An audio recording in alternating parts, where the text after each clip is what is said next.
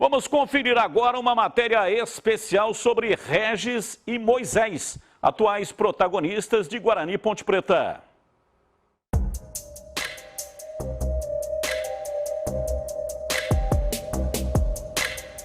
Como toda série ou filme, um jogo de futebol também possui os seus personagens principais e coadjuvantes. E antes de qualquer clássico, nada melhor do que apresentar aqueles que podem fazer a diferença para qualquer um dos dois lados. Na Ponte Preta, Moisés. E no Guarani, Regis. Duas peças que são de extrema importância nos atuais elencos e, além de tudo, são os líderes de gols e assistências das equipes no Brasileirão. E não é somente por isso que os dois chegam com status de principais nomes. Nos dois últimos derbys, foram eles quem decidiram. Ainda pelo Campeonato Paulista, em maio desse ano, foi a vez de Moisés deitar e rolar no Majestoso e comandar a vitória da Ponte por 3-1.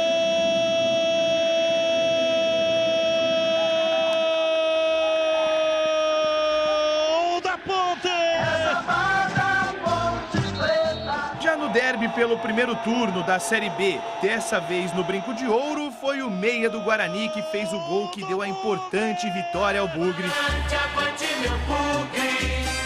Sobrou com o Regis, ele dominou dentro da grande área, de pé canhoto, bateu firme, mandou no fundo do gol da Macaca. Além desse gol contra a Ponte Preta, Regis também já marcou outros 7 na Série B e atualmente briga pela artilharia da competição. Meia voltou de lesão nas últimas semanas, mas para o clássico já está mais do que confirmado. Do outro lado, Moisés ainda segue como dúvida, mas também deve ir a campo amanhã à noite.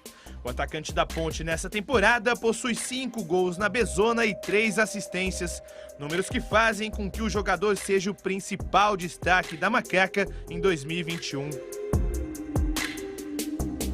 Mas nada disso que passou vai entrar em campo.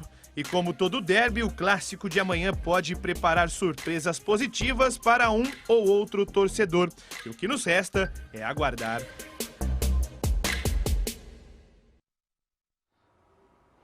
O derby. Eu estou aqui vivendo o derby desde 1984, quando cheguei em Campinas.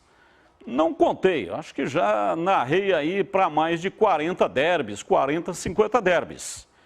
É um clássico que produz heróis e vilões. Todo jogo é assim, dificilmente tem um. Até porque o futebol é jogo de erros, então a possibilidade de erro num clássico é enorme. E também tem a possibilidade de ter heróis.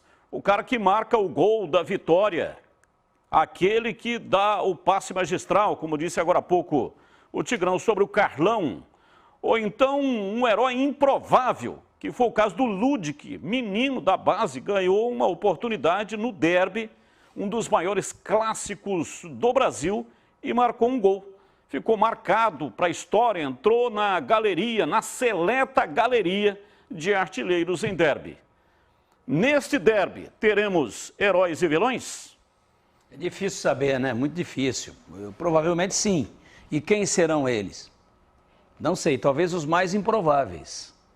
Talvez os mais improváveis. De repente o herói pelo lado do Guarani pode ser, sei lá, o Carlão de novo? Não, o Carlão não vai jogar. Bom, mas será que não vai jogar? Né? Não, o Andrigo está no banco, mas daí o Regis, se começar o jogo não está bem, entra o Andrigo e faz o gol. Então pode ser, por exemplo, o Andrigo e o Camilo. Olha só que doideira. Nenhum dos dois está cotado para começar o jogo, mas são jogadores importantes que estarão no banco. Palpite, mas é muito difícil. Eu me lembro de Isaías, que veio o técnico Valinhos, Isaías da Ponte, um volante menino da base. Veio o técnico da seleção brasileira, o Valinhos, para ver num derby de manhã, um sábado de manhã, no Moisés Lucarelli. Veio para ver Isaías para convocar para a base da seleção brasileira. Primeira bola que o Isaías pegou, meteu na gaveta, um golaço, só que contra, né? Acontece, são coisas que acontecem. Aí tem o derby de 81, que é o derby do Birigui. A grande verdade é que cometeu uma falha, devolvendo uma bola que ia para escanteio, e o Serginho fez o gol. Então, normalmente, Batista, marca mais o vilão do que o herói. É verdade. Marca mais. Você vê que eu estou falando aqui o derby do Isaías e o derby do Birigui. Eu não estou falando o derby do cara de louco, do Edmilson, que fez um gol de bicicleta. Nem o derby do Riena, que fez 3 gols num único jogo, né?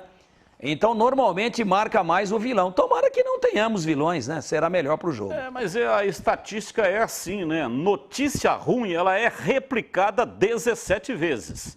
Notícia boa, 9. Então, parece que a coisa ruim, ela replica mais do que a coisa boa. Então, é estatístico isso.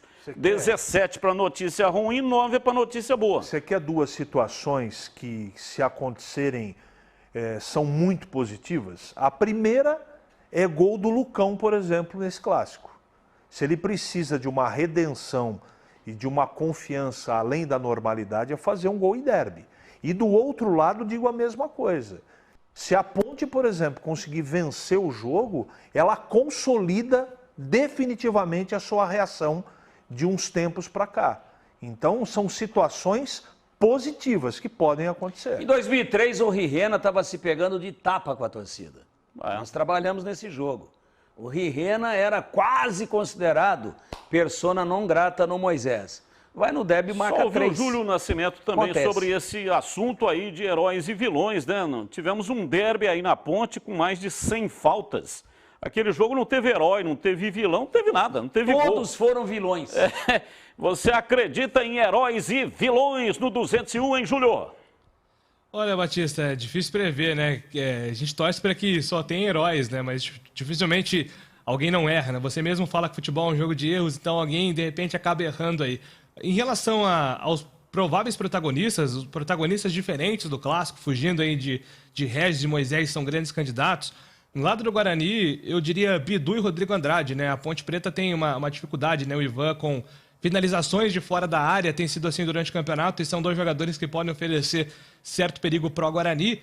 E do lado da Ponte, Rodrigão e Fecim, né? Já que o Rafael Martins é um goleiro com dificuldade nessa bola cruzada e às vezes no rebote, o Fecim tem sido um jogador de pegar bons rebotes na Ponte.